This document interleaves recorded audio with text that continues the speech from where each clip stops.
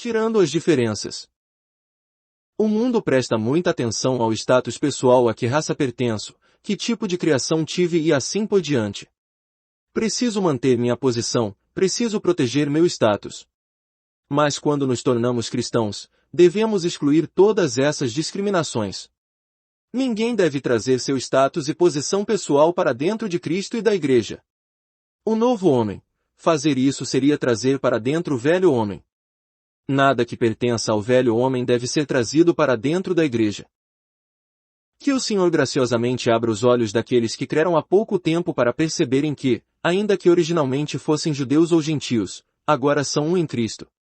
Todas as limitações ligadas a aspectos de nacionalidade foram quebradas, diferenças nacionais simplesmente não existem mais. Mesmo que alguns sejam crentes americanos, alguns ingleses, outros indianos, japoneses e até mesmo chineses, todos são irmãos e irmãs no Senhor. Ninguém pode separá-los como filhos de Deus. Não pode haver cristianismo americano, se insistirmos em termos América, não teremos Cristo, pois são opostos entre si. Em Cristo, somos todos irmãos e irmãs e é natural que não existam diferenças nacionais. O corpo de Cristo é o novo homem, único em todos os sentidos, sem distinções de ordem nacional. Até mesmo o forte senso de nacionalismo que os judeus tinham precisava ser quebrado em Cristo. Sempre que encontramos alguém em Cristo não mais podemos rotulá-lo como chinês ou americano, pois fomos feitos um em Cristo. Tentar estabelecer uma igreja chinesa ou levantar um testemunho americano é um erro de consequências gravíssimas. Em Cristo não há nem judeu nem grego. Tentar trazer para dentro da igreja coisas de fora, tais como diferenças de nacionalidade, a destruirá completamente. Em Cristo todas as coisas são coordenadas conjuntamente sem qualquer discriminação.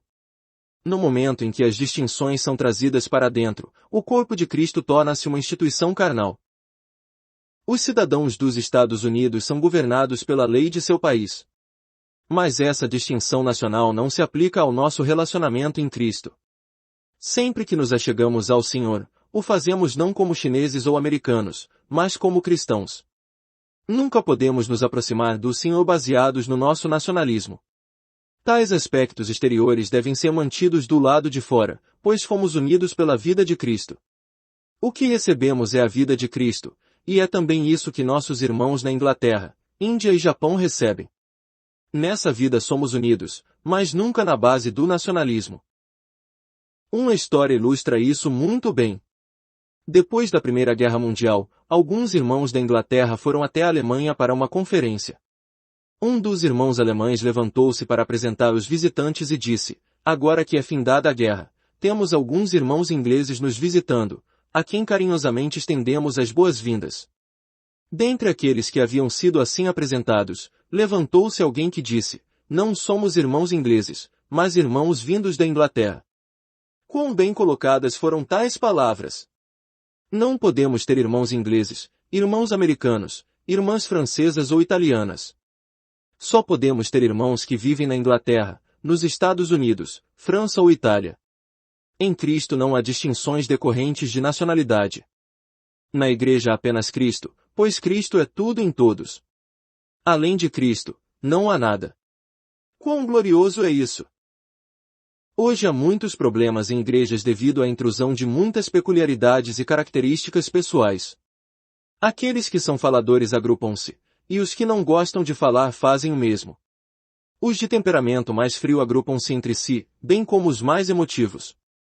Assim, existem muitas diferenças entre os filhos de Deus. A eliminação de diferenças de classe.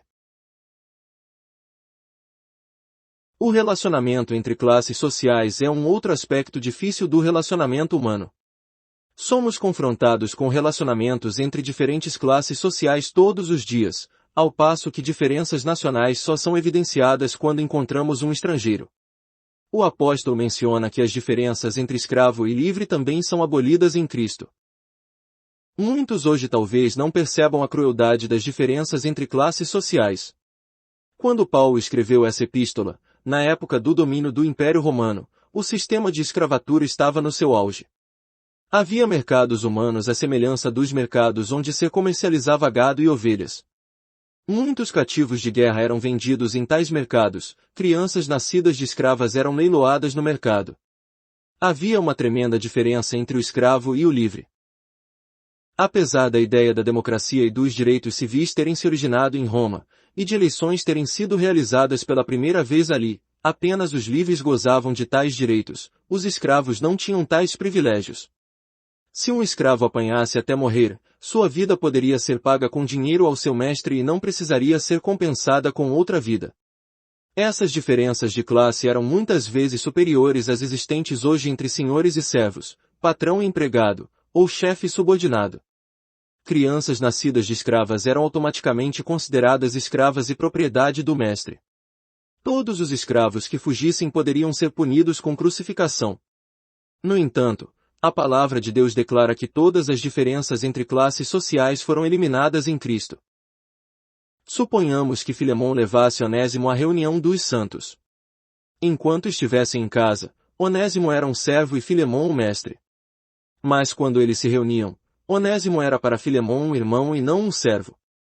A relação mestre-escravo não existe na igreja. Mesmo em casa, quando se ajoelhassem para orar, eram irmãos, mas ao se levantarem, Onésimo era o servo do seu mestre, Filemão. Assim ocorre no novo homem, ou seja em Cristo e na igreja todos os relacionamentos entre classes sociais são reduzidos a nada. Não deve haver qualquer preocupação com diferenças de classes e nem tampouco qualquer esforço para se mudar de classe. Suponha que você seja um servo, um empregado ou um subordinado. Em casa ou no trabalho você deve aprender a ocupar seu lugar e obedecer. Mas quando você e seu mestre, empregador ou chefe se chegam diante de Deus, você não precisa ouvi-lo por ser ele seu superior. Em questões espirituais, tais diferenças de classe não interferem. O apóstolo Tiago condenou incisivamente a prática de discriminações sociais. Se, portanto, entrar na vossa sinagoga algum homem com anéis de ouro nos dedos, em trajes de luxo, e entrar também um pobre andrajoso, e tratardes com deferência o que tem os trajes de luxo, e lhe disserdes, tu, assenta-te aqui em lugar de honra, e disserdes ao pobre, tu, fica ali em pé, ou assenta-te aqui abaixo do estrado dos meus pés, não fizeste distinção entre vós mesmos, e não vos tornastes juízes tomados de perversos pensamentos. Tiago 2:2-4. Tão logo começamos a ter comunhão com os filhos de Deus, precisamos nos posicionar baseados em Cristo, no novo homem, no corpo, e não baseados em diferenças sociais. A eliminação de diferenças entre classes sociais só é possível entre cristãos. Apenas cristãos podem realizar isso de forma completa. Nós, cristãos, podemos apertar as mãos uns dos outros e declarar que somos irmãos. Temos o amor que vence todas as diferenças sociais. No mundo, uma classe social procura desbancar a outra e assim se colocar numa classe mais alta ainda. Mas os que estão em Cristo são capazes de eliminar completamente as diferenças de classes. A dura e inquebrável diferença entre mestre e escravo precisa ser despedaçada. Temos comunhão com outros irmãos e irmãs baseados unicamente naquilo que o Senhor nos tem dado sua vida. Assim receberemos grande bênção de Deus. Assim a igreja estará cheia do amor de Cristo, e seremos aqueles que ministram Cristo uns para os outros. Lembre-se, não julgue outros por terem um temperamento diferente. Eles o julgarão da mesma forma, caso você os julgue. Talvez você se pergunte por que eles são tão frios quando você lhes fala de forma tão carinhosa. É possível que, por sua vez, eles também estejam sofrendo com sua característica. O novo crente deve aprender a deixar seu temperamento fora do âmbito da igreja, pois tais características não têm lugar do lado de dentro. Caso contrário, tal pessoa suscitará críticas desnecessárias. Todas as coisas naturais que tal pessoa trouxer para dentro, hão de se tornar motivo de crítica, confusão e divisão. Ela dividirá os irmãos, colocando-se como um padrão. Todos aqueles que alcançarem tal padrão serão bons cristãos, os demais não o serão. À medida que tal pessoa traz para o seio da igreja suas características e seu temperamento, ela também traz consigo confusão. Nem frieza, nem emoções são boas, nem racionalidade, nem sentimentos. Todas essas coisas são diferenças que existem fora de Cristo, nenhuma deve ser trazida para o seio da igreja. Muitos que vêm para a igreja justificam-se afirmando que, naturalmente, são dessa e daquela maneira. Pronunciam tais palavras com um tom de orgulho. Essas pessoas precisam saber que a igreja não precisa de suas características naturais. Não devem trazer o seu eu natural, pois tal eu não está em Cristo e será motivo de divisão. Consequentemente, devemos rejeitar tudo que pertence ao velho homem. Apenas assim poderemos andar com todos os filhos de Deus.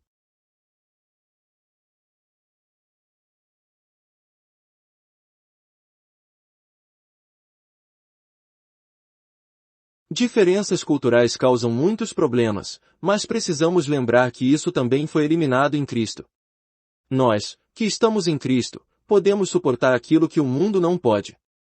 Não fazemos distinções entre os irmãos. Não consideramos o padrão nem julgamos os demais segundo esse padrão. Essa atitude simplesmente não existe em Cristo, na igreja, no novo homem. Alguns irmãos são da Índia e outros da África. Suas culturas são muito diferentes da nossa, mas fazemos apenas uma pergunta: são do Senhor? Eles, por sua vez, fazem a mesma pergunta a nosso respeito. Se todos estão no Senhor, está tudo certo. Mantemos nossa comunhão no Senhor e nos amamos mutuamente no Senhor.